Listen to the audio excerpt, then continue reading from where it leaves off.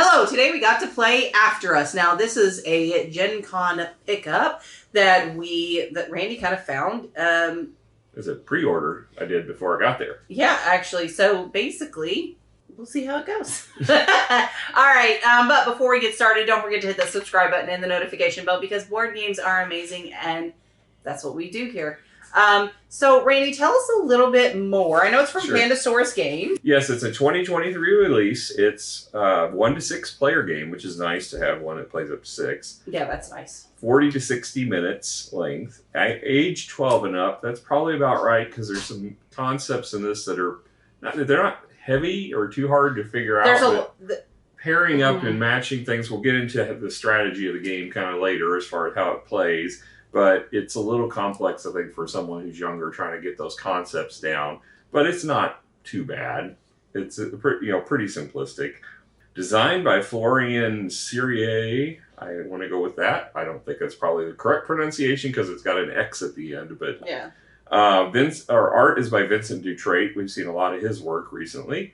Published, as you mentioned, by Pandasaurus Games. MSRP for this is $49.95, and when I looked online, pretty much everybody was selling it for right around $39.95 to $39.99. You take your pick of any online retailer, you'll find it roughly that price. It looks like it's in stock pretty much everywhere. So let's talk about quality of components. So you've got your player board, which is this cardboard piece with. I love the color palette on this one. You do get some cardboard roll selection there, kind of roll selection. And then you've got your cards. Your cards do not have linen finish, but they are pretty good thickness. I had a few times when you're shuffling, because you only have a small deck, a starter of 8 cards. When you try to shuffle them, they tried to bend on you. You had to be very careful with that. Yeah, I probably end up going to sleeve these. Yeah. If you're going to play this a lot, definitely sleeve. And then you do have, so there are a little bit of cardboard chits. We actually had an upgrade for them. But then also some wooden tokens in the shape of what they're supposed to be.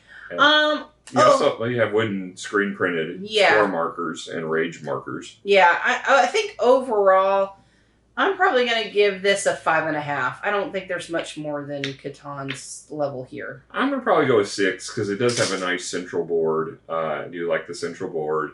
And the screen printed wooden bits are nice, and they did custom shape the wooden bits. So, there's more that could have been done. Obviously, we upgraded the energy because we happen to have some of the Stonemaier tokens that worked really nice. Yeah, I think 6 is fair for this. Okay, all right. So let's move on to the theme. So the theme is the humans died. They're no more. But however, the apes are going to start taking over the planet, and they're going to discover different technologies. Leftover technologies. They're fascinated with things that involve batteries, apparently. So. Yes. So they're going to discover different things, and that's where you come in. Your clan needs to be the biggest clan. So that's it, right? Mm-hmm. That's the theme. It's Planet of the Apes. But, the art is actually pretty cool. I liked the different art on there. I think they did an excellent job on that. Like I said, I really enjoyed the color palette for these. I don't actually understand the back of the card art, but it's fine. It's cool looking. It looks like there's a concert going on and the apes. I guess that's supposed to be the Eiffel Tower. Yeah. But yeah, there's a kind of a gorilla standing on the Eiffel Tower, but it looks kind of more like a rock stage with the speakers things going up the sides and the lighting effects. Yeah, I'm not gonna lie, that's what I was confused. But overall, thematically, I think it's fine. I'm probably gonna give this a 6.5. Yeah, I mean, it's definitely layered on as far as the gameplay. There's absolutely no reason that this needs to be the theme for this game. But, it's a fun theme. It's not something you see commonly. It's not overdone, that's for sure. And the art is very pretty. Vincent Dutrait always does an outstanding art. It's no different on this. And I do like the electronics equipment that they find. It's like pinball machines and video equipment, or like video game consoles and stuff like that. That the gorillas and monkeys are fascinated with. So I think that's interesting. So just like they're just like us. So yeah, I think I'll probably give it probably a 6.5 as well. Okay, all right. So moving on to the rule book. What did you think about the rule book? So the rule book is very simple to read. It's a 12-page rule book, has a nice cover, matches the cover of the box. And then, the setup is very clear. It's got lettering, good picture on it. The one thing, the component list did not have pictures, so you just had a text listing. That's something that you really have a problem with. I don't like it when because then you have to figure out, okay, which component's which, especially on this one. The cards, to try to divvy them out, because it's like it says 48 starting cards and then 120 tribe cards. Well, now I got to figure out what are starting cards versus what are tribe cards. It didn't take too long because they do have nice symbology on the cards, but it was kind of a nuisance on that. The separation, the color scheme, and the phases were very, very well done. So your first phase is all in teal, and you can tell exactly where it ends. The special abilities of the orangutans aren't mentioned there, though. It's just kind of thrown in the middle. That's the one thing. Kind of should have made probably a special abilities section there to make it easy and flowing. But it's basically talking about the different factions of the monkey types, and then your different ways you attract the monkeys to your clan, and your phase of resting at the end, which is just the cleanup phase. Then on the back, it does have all the different effects of the objects that you can find in the game, which there's 3 that you play with each game, but it's a random shuffling of these. So it's all detailed here. There was no confusion whatsoever on them. It was very clear what they did. So what would you score it? I will probably go ahead and give the rulebook an 8. I think it does an outstanding job. I just wish they had the components with the pictures to match. Okay, fantastic. All right, so let's move on to the gameplay. So you have your 8-card starting deck. You're going to draw 4 of those. Okay. All right, and then you're going to look at them, and then you're going to decide on how you're going to place them, okay? And based on your placement will be how what you end up getting. So, there's boxes on each one, and you want to line the boxes up that go off the edge, because if they don't complete a box, you don't get what's inside. Yep. All right, so once I've done that, I'm going to do the first row, which is typically gathering the resources themselves. So what I did to help me is I just took the resource, placed it on the box, and did the very beginning row. Then once you've completed the first row, then you're going to move on to the second row. And most of the second row is about turning those resources into victory points. Not always, but generally speaking, that's the case. Or just give you straight up victory points. And then you move on to the third row if you have any boxes complete. And that third row kind of depends on the card type that you have. Mm-hmm. Now, once I gather all those resources, in the end, I'm going to end up choosing where I'm going to recruit some monkeys, okay, or some apes. So ape, you can only get 1 per round. Right, ape. So I'm going to look at my resources and figure out what I can do. I have no 3. Well, we're going to pretend I have 3 of something. All right. I have 3 of something.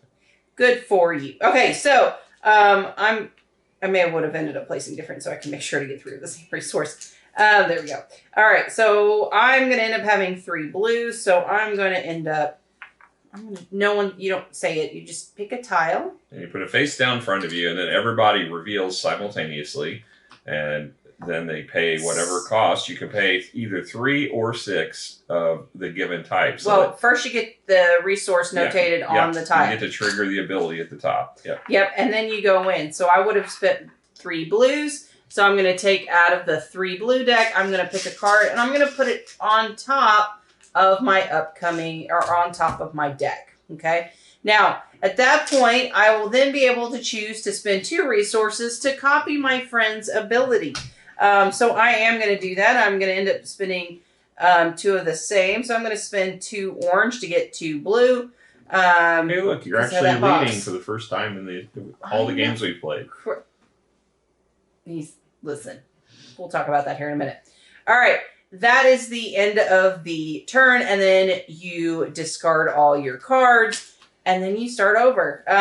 Well, yeah, except for these objects over here, if you have enough energy, you can trigger them. They have phases on them to tell you when they trigger.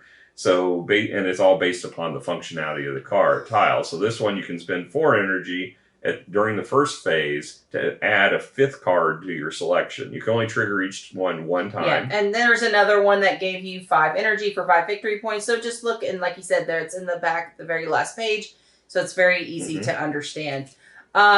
So overall, simultaneous play, I absolutely love it. I'm not waiting on nobody. I'm just taking my turn. I'm doing my thing. The only thing I have to wait is for people to flip over there to be ready for that. So I do like that because it makes sure that you do end up pausing for a second to, before that way no one gets like super ahead or anything. So that's beneficial. We did find a slight issue. I enjoyed playing. I had fun playing. So one of the factions allows you to discard cards. Trash cards, not discards. Or trash cards. We played a couple of games. A couple people played that strategy. It did not pay off. Reading some of the comments online, basically there's one way to play this game. And that makes me sad because I actually really liked playing it. Yeah, well, I mean, I don't think it's just one way. It's just there's one deck that's overpowered, which is the victory point one. There's the Mandrill deck, because this game is so short. It's 80 points and it's over. So the faster you can accumulate those victory points, the faster you're going to win the game, obviously. And yes, trashing the deck is always a good strategy in a deck building game, but it's a long-term play game strategy. So you don't see the benefit of it, slowly over time. But in this, there's not enough time for you to see that benefit and reap the reward of it. Because by the time they won the game, I had finally fixed my deck to where I could actually start playing. But they had won, and I was 30 or 35 points off from even, so that was kind of, and the thing is, it wasn't just me. Caleb played that strategy twice, and it was the same case for him.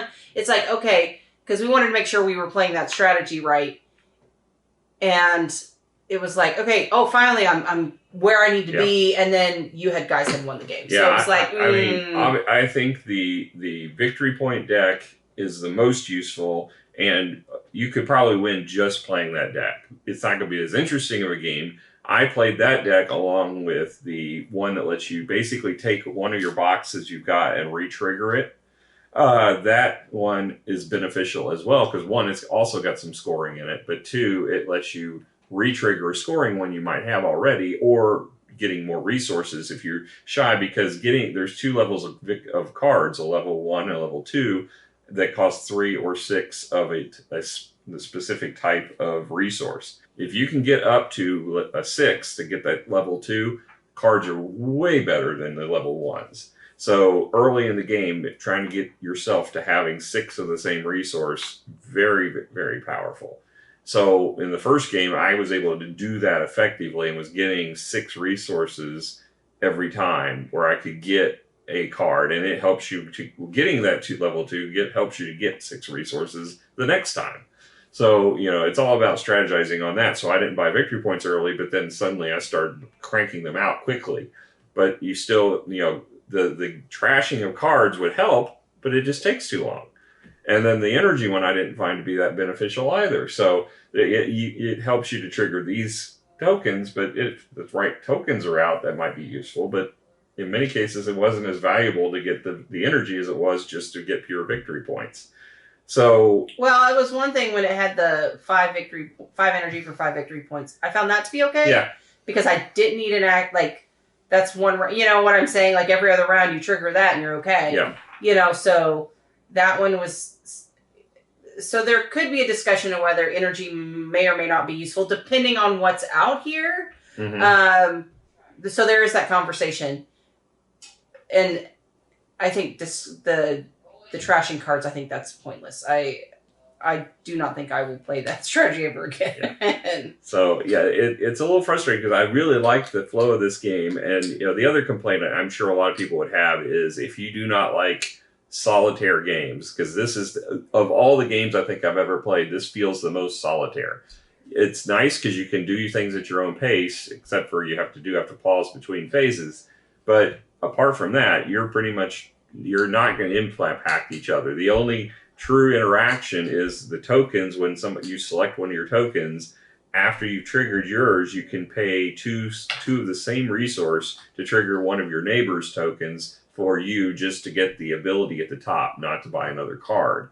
But that can be helpful, but it doesn't impact them in the least. You don't give them the resources, which I thought would have been a better way to go, is actually, I want your ability, so I'm going to give you the resources. But instead you pay the bank. So there's no interaction whatsoever with your opponents, really. Yeah, I agree. I feel like that could be... I actually enjoy it because I like to just build better than other people, so it's fine. Like, I'm fine with it. But there are a lot of people who do not enjoy those kind of games. Exactly. I understand that. I am not one of them. And that's what I said is I really enjoyed playing this game.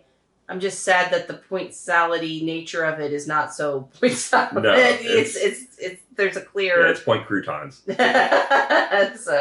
yeah, it's a shame, because I think this could have been a much higher scoring game, in my view, if it had more ways to play this that were strategically balanced. And I just didn't feel like it was. So given that, I'm probably going to give this a 7. I still enjoyed the game. I love the fact that it plays 6. And, and it's one that's a deeper one. It's not just passing cards and drafting and that kind of thing like what you get with Seven Wonders. There's more to it than that. And I love the logic puzzle of trying to put together the boxes and figure out what is the optimal way to get the resources I need and get maximum victory points. And it really is painful when you get something like, oh, this is a free thing I could trigger, but I can't get a box to line up with it, so I'm wasting a freebie. There's all of those feelings of frustration when you can't get your cards to line up. There is a lot of luck also. That's another thing. The shuffle of the cards, you get to take the top card. If that card's not good, you're stuck with it. I mean, I don't think any of them are... When I was looking at them, I was like, oh, okay, great. I agree with you on your scoring. And the reason why is I still had fun playing this game. Mm-hmm. I'm just sad that there's one way to play it. I mean... it's just like Puerto Rico. I enjoy playing it, but everyone knows don't produce, right? I mean, that's the sad bit. Yeah, so. All right, guys. Well, thank you so much for joining us. We had an absolute blast, and hopefully you'll come hang out with us again. We'll catch you guys later. Bye. Bye.